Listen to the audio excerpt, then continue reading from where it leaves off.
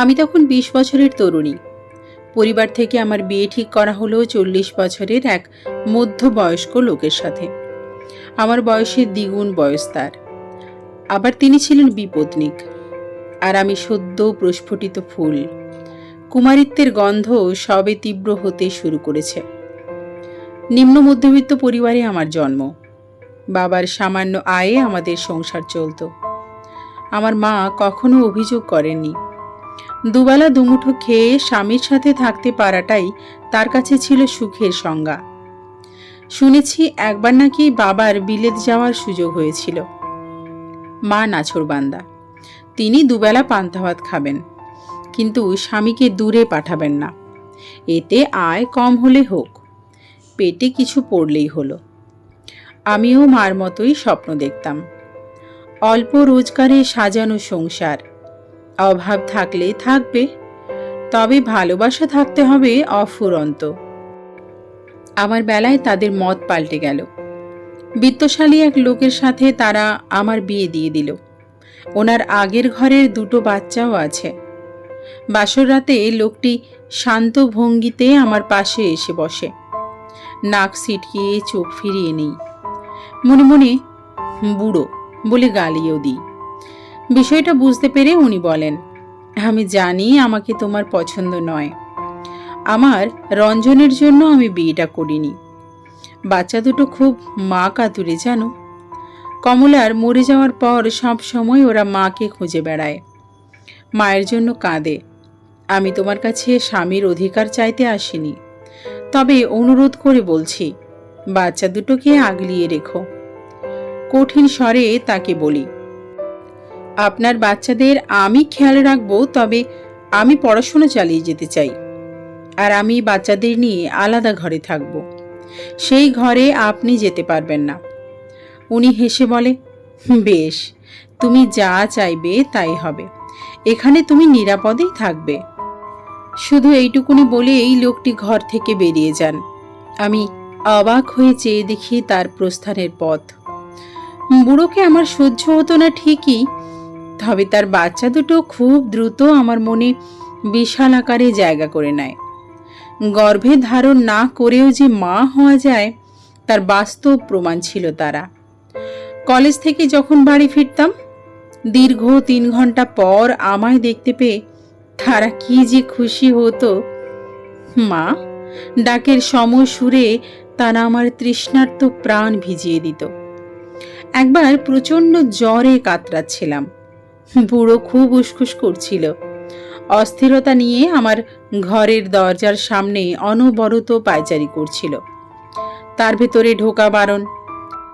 বাচ্চা দুটোর একজনের হাতে ঔষধ আর একজনের হাতে জল ভর্তি বাটি দিয়ে ফিসফিস করে বলেছিল, মার জ্বর হয়েছে, মাকে ওষুধ খাইও, জলপট্টি দিয়ে দাও, যাও। বাধ্য ছেলে মেয়ের মতো তারা আমার মাথায় জলপট্টি দিয়ে দিয়েছিল। গুটি গুটি হাত জোড়ায় ভাত মেখে আমায় খাইয়েও দিয়েছিল। আর বুড়ো দরজার সামনে দাঁড়িয়ে অপেক্ষা করছিল। হয়তো ভাবছিল কখন ওপর মহল থেকে অনুমতি প্রদান করা হবে। ভেতরে আসতে পারেন।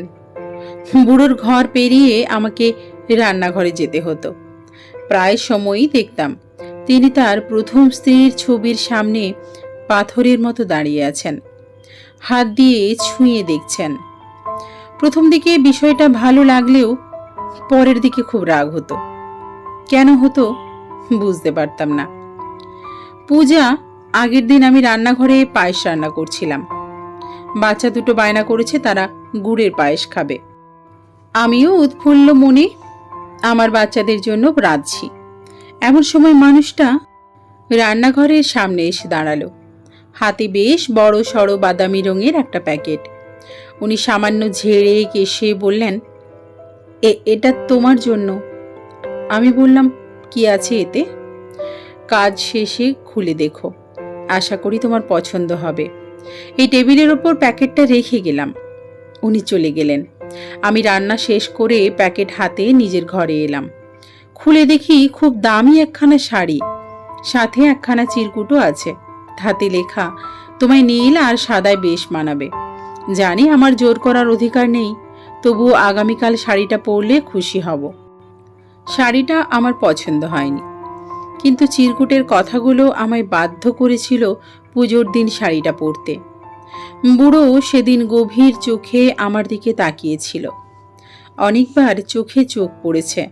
লজ্জায় সে অন্যদিকে চোখ ফিরিয়ে নিয়েছে ঠিকই, কিন্তু পুনরায় তাকানোর লোভ উপেক্ষা করতে পারেনি। প্রতিদিন গভীর রাত পর্যন্ত লোকটির চিলেকোঠার ঘরের টেবিল ল্যাম্প জ্বলত। ধূসর রঙের এক ডায়েরির ওপর সে মুখ থুবড়ে পড়ে থাকত।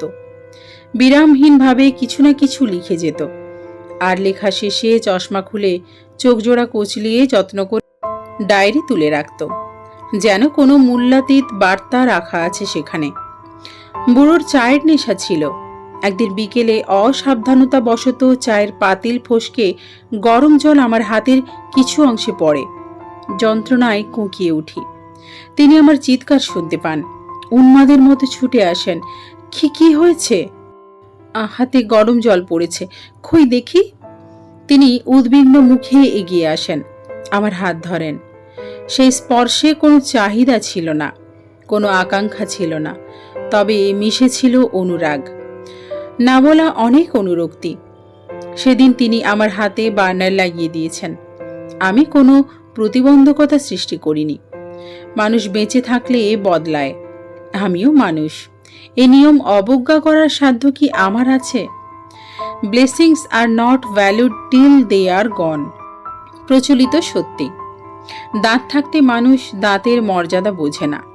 মানুষ সঠিক সিদ্ধান্ত নিতে কখনো কখনো এতটাই দেরি করে ফেলে, ফলাফল হয় শূন্য। বেশ কয়েকদিন ধরেই বুড়ো তীব্র মাথা ব্যথার যন্ত্রণায় ভুগছিল। রাতে ঘুমোতে পারেন না। অবস্থা বেগতিক দেখে তাকে বললাম ডাক্তার দেখাতে। উনি আমার দিকে তাকিয়ে বলল, তুমি যাবে আমার সাথে? যাব। বুড়ো খুশি হয়ে গেলেন। আমি ওনার সাথে ডাক্তারের কাছে গেলাম। সিটি স্ক্যান করা হলো, এমআরআই করা হলো।